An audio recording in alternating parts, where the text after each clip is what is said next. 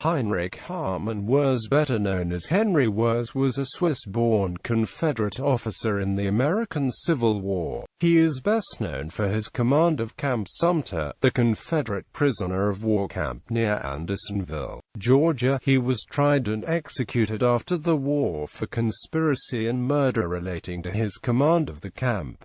Career and family. Born in Zurich, Switzerland, to Hans Caspar Wirz and Sophie Barbara Philipp, Henry Wirz received elementary and secondary education. He aspired to become a physician, but his family did not possess funds to pay for medical school. Instead, he became a merchant and worked in Zurich and Turin. Wirz, who had married Emily Oschwald in 1845 and had 2 children, received a 4-year prison term in April 1847 for inability to return money that he borrowed. The court commuted his sentence to 12-year forcible emigration.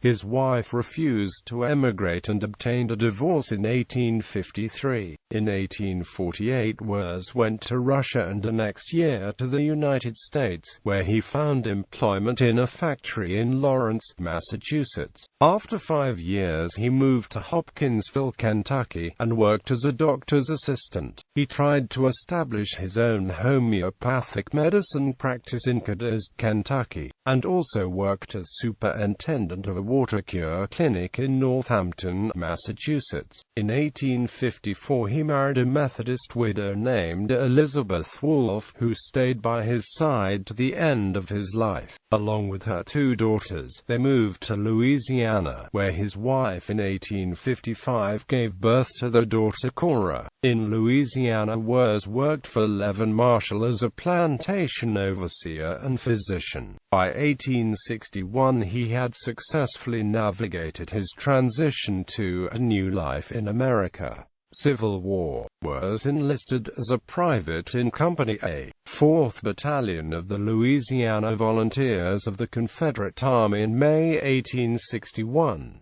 He took part in the Battle of Seven Pines in May 1862, during which he was wounded by a Minnie ball and lost the use of his right arm. After returning to his unit on June 12, 1862, Wirz was promoted to captain for bravery on the field of battle. Because of his injury, he was assigned to the staff of Gen.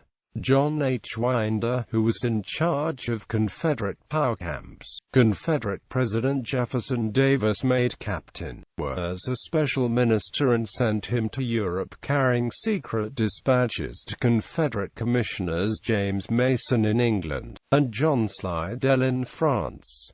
Wirz returned from Europe in January 1864 and reported back to Richmond, Virginia, where he began working for Gen. Winder in the prison department. Wirz then served on detached duty as a prison guard in Alabama, then transferred to help guard Union prisoners incarcerated at Richmond.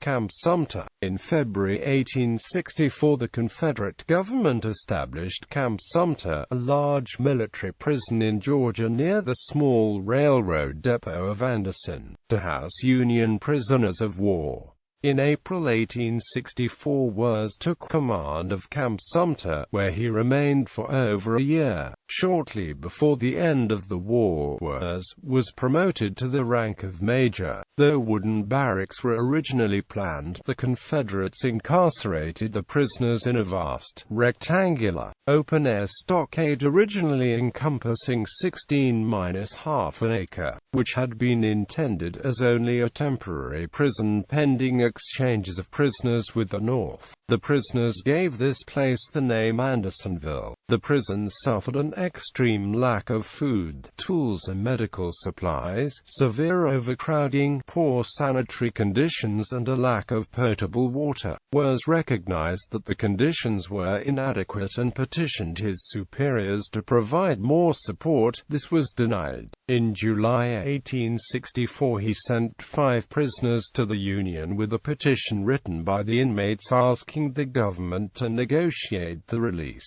At its peak in August 1864, the camp held approximately 32,000 Union prisoners, making it the fifth largest city in the Confederacy. The monthly mortality rate from disease, dysentery and malnutrition reached 3,000. Around 45,000 prisoners were incarcerated during the camp's 14-month existence, of whom close to 13,000 died.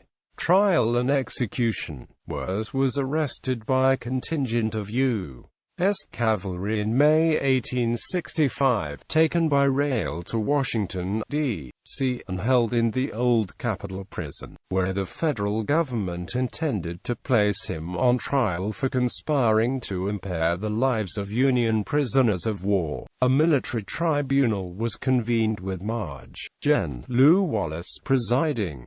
The other members of the commission were Gershom Ott, John W. Geary, Lorenzo Thomas, Francis Fessenden, Edward S. Bragg, John F. Ballier, T.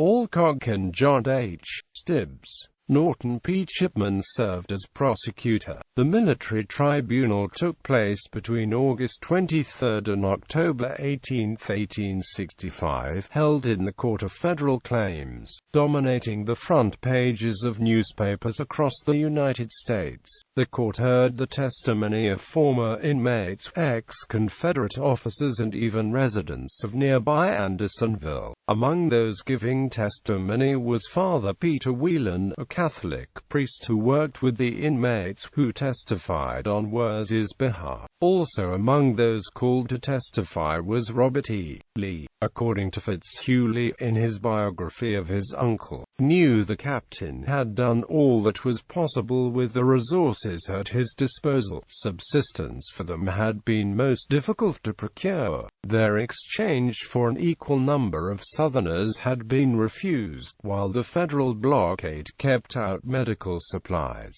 The charges against him were for combining, confederating and conspiring, together with John H. Winder, Richard B.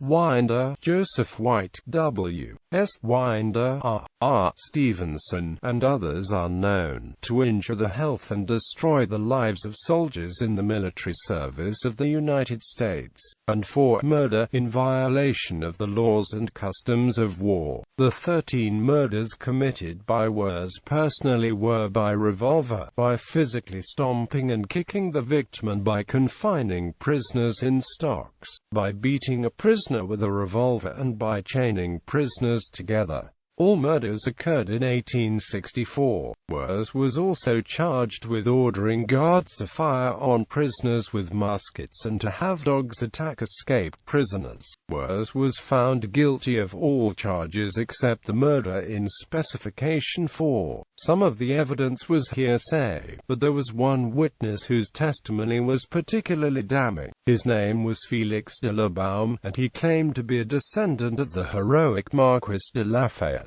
He was able to name a victim killed directly by Wirz. This eyewitness was a skilled orator, and his story was so compelling that he was given a written commendation signed by all the members of the commission for his part in the trial. It is also claimed that his real name was Felix Oessa and that he was a deserter from the 7th New York Regiment. In early November 1865, the commission announced that it had found Wirz guilty of conspiracy as charged, along with 11 of 13 counts of murder. He was sentenced to death.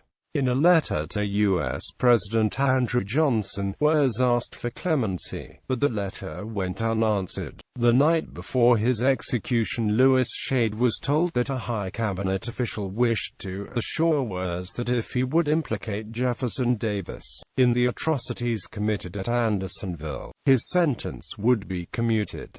Shade repeated the offer to Wirz and was told, "Mr. Shade, you know that I have always told you that I do not know anything about Jefferson Davis.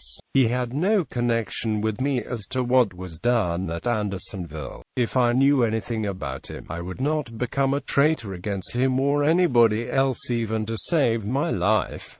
Wirz was hanged at 10:32 a.m. on November 10, 1865, at the old Capitol Prison, by the U.S. Capitol, the present-day site of the Supreme Court of the United States. His neck did not break from the fall, and the crowd of 250 spectators watched as he writhed and slowly suffocated. He was buried in the Mount Olivet Cemetery in Washington, D.C. He was survived by his wife and one daughter. 11 days after the execution, it was claimed that the star witness from the trial had perjured himself. He was not Félix de la Baume from France, but Félix Oeser, born in Saxony, Prussia. He was actually a deserter from the 7th New York Volunteers. Wirz was one of 2 men tried, convicted and executed for war crimes during the Civil War. Confederate soldiers Robert Cobb Kennedy and John Yates Beale were executed for spying, and Marcellus Jerome Clark and Henry C. Magruder were executed for being guerrillas. Wirz's conviction remains controversial even today. Members of the Sons of Confederate Veterans annually march to a Wirz memorial, along with supporters of a congressional pardon for Wirz. Some writers have suggested Wirz's trial was unfair. Even some of his former prisoners conceded that the little support he received from the Confederate government in terms of food, water and medical supplies made the conditions at Andersonville beyond his scope of responsibility. The trial, one of the nation's most famous early war crimes tribunals, created enduring moral and legal notions and established the precedent that certain wartime behavior is unacceptable, regardless if committed under the orders of superiors or on one's own.